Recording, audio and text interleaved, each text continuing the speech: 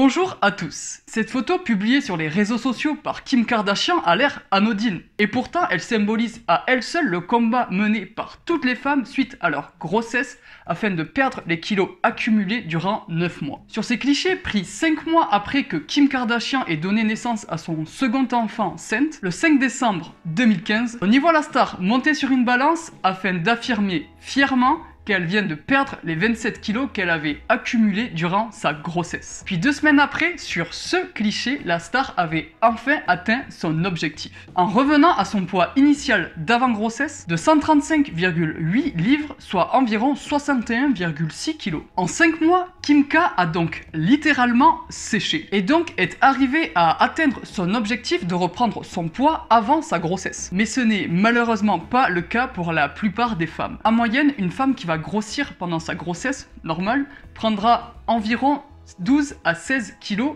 et mettra 9 mois pour les perdre. Alors que Kim Kardashian l'a fait elle en moitié moins de temps. Et comme vous vous en doutez, la star a suivi un régime en vogue ces dernières années pour perdre jusqu'à 5 kilos en un mois. Le régime Atkins, un régime riche en protéines et lipides de bonne qualité et pauvre en glucides. Nous verrons donc dans cette vidéo comment la star a-t-elle fait pour perdre autant de kilos grâce à ce régime après sa grossesse et retrouver sa silhouette initiale. Et je te donnerai des conseils pour retrouver ton poids d'origine avant grossesse, mais sans passer par des régimes. Mais avant tout cela, si tu ne me connais pas encore, alors je te souhaite la bienvenue sur la chaîne Smart Nutrition. Sur cette chaîne YouTube, je te partage tous mes meilleurs conseils pour que tu sois en meilleure santé et que tu te sentes mieux dans ta peau. Donc si tu souhaites me soutenir, n'hésite pas à cliquer sur le petit bouton rouge en bas de la vidéo, s'abonner. Sur les conseils de Colette Heimowich, la diététicienne privée de Kim Kardashian, la star a suivi le régime Atkins qui consiste à réduire, voire éliminer totalement les glucides de son alimentation. Pour la diététicienne, ce régime serait le meilleur des régimes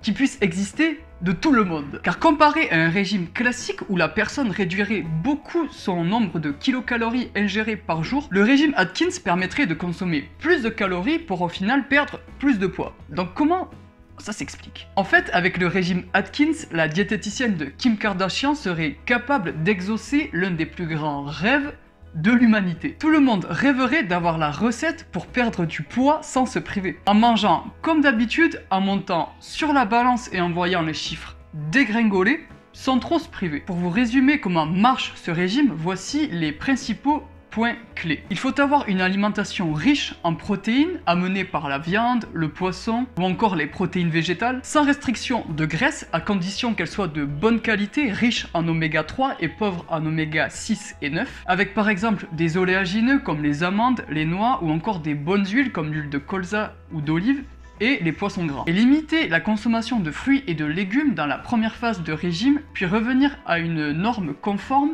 de 5 portions de fruits ou légumes par jour. Comme tu peux le voir, ce régime permet donc de manger la plupart des aliments qui vont être d'habitude consommés, tout en réduisant l'apport d'une autre petite quantité d'aliments, mais tout cela ne va pas bouleverser les habitudes alimentaires. Ce qui doit d'ailleurs être l'une des causes qui explique la telle popularité de ce régime. Ok, tout ça c'est bien beau, mais en réalité, comment ça se passe? Et concrètement, comment Kim Kardashian organise ses journées au niveau de l'alimentation? Interrogée par le site américain People lors de son régime, la star déclare faire 5 repas par jour. Le petit déjeuner se composait par exemple d'œufs brouillés avec une saucisse de volaille, du gouda, un yaourt grec et une poignée de myrtilles. Dans la matinée, elle s'autorisait une petite collation avec une barre de régime Atkins. Parce qu'il faut pas oublier de faire la promotion quand même. Puis au déjeuner, du poulet grillé citronné avec une salade d'épinards et un peu de feta. Au goûter, Kim Kardashian mangeait 4 cuillères de houmous avec une demi-carotte. Enfin, au dîner, du flétan qui est un poisson avec une poignée de thym et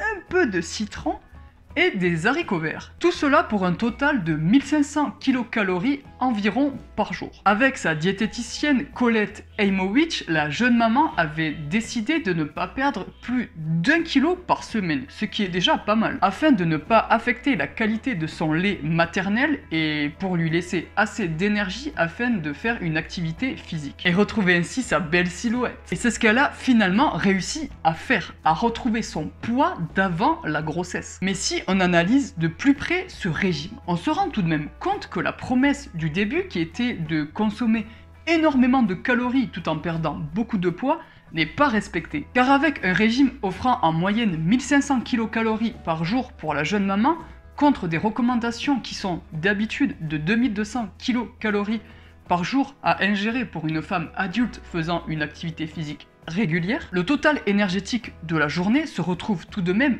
beaucoup moins élevé que ce qui est recommandé, avec un déficit de 700 kcal par jour en moins. Ce qui équivaut environ, pour te faire une idée, à un repas du midi ou bien du soir sauté. Donc déjà, en termes de quantité de kilocalories ingérées dans une journée, la promesse n'est pas tenue. Mais qu'en est-il en termes de qualité nutritionnelle? Ce régime se rapproche tout de même d'une alimentation équilibrée, donc rien d'alarmant en somme. Il te conseille de consommer des lipides de bonne qualité et des protéines de bonne qualité. Mais cela dit, il est restrictif en glucides. Donc si tu décides d'adopter ce régime durant une longue période, tu risques tout de même de manquer d'énergie au bout d'un moment. Et donc tu vas être plus fatigué, et tout cela risque de se traduire par une fatigue qui va commencer à s'installer durement. Ce régime peut donc être tenu sur une courte période, et je te conseille tout de même de faire quelques modifications. Par exemple, pour te donner des conseils, au petit déjeuner, la saucisse de volaille consommée par Kim Kardashian est de trop, car les œufs constituent déjà une source de protéines suffisante. Et on peut donc enlever cette saucisse et ne consommer que les 2 œufs brouillés, avec un petit filet d'huile d'olive et une petite portion de yaourt légèrement sucré, afin d'apporter des graisses de bonne qualité à travers l'huile et les produits laitiers. À cela, tu peux ajouter un fruit de saison comme une orange, un kiwi, des cerises, etc.,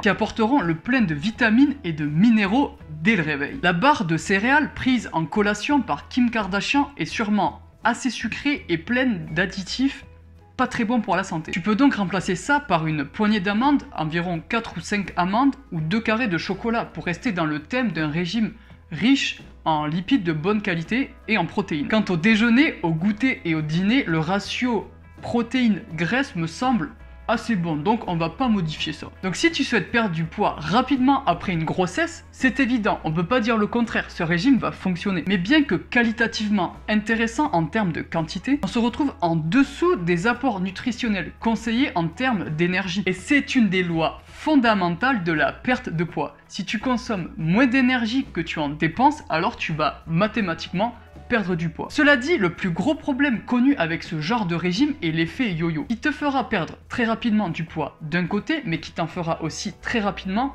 reprendre de l'autre. Une fois que tu ne feras plus attention à ton alimentation et que tu auras arrêté de faire ce genre de régime. Et il est important de rappeler qu'après l'accouchement, les variations hormonales sont toujours présentes. La jeune maman doit se réapproprier son corps de femme, récupérer physiquement, mentalement, et l'alimentation joue un rôle primordial dans cela. Et même si c'est dans la foulée qu'il va falloir veiller à ne pas laisser s'installer les kilos qui ont été pris pendant la grossesse, pas la peine de rajouter une charge supplémentaire en parlant de régime déprimant et culpabilisant. Je te conseille donc plutôt de considérer ce moment comme un moment où tu vas prendre soin de toi et d'adopter une alimentation variée et équilibrée en évitant au maximum la consommation d'aliments transformés. Le tout en veillant à éviter les carences et les manques de nutriments. Et il sera important de privilégier certains aliments comme les fruits ou les amandes pour les collations par exemple, des légumineuses comme les lentilles ou les pois chiches par exemple, qui mariés à du quinoa ou du riz complet rechargent les batteries. Les avocats sont une autre bonne source de graisse par exemple. Et pour finir, ne pas oublier de ne pas négliger son hydratation. Le tout en pensant à une remise en forme douce et progressive. Voilà, c'est la fin de cette vidéo, j'espère qu'elle vous aura plu. Si tu aimes mon contenu, n'hésite pas à t'abonner, mettre un j'aime et commenter, je me ferai un plaisir de te répondre. C'est ensemble qu'on peut faire évoluer cette chaîne, et moi je vous dis à la prochaine.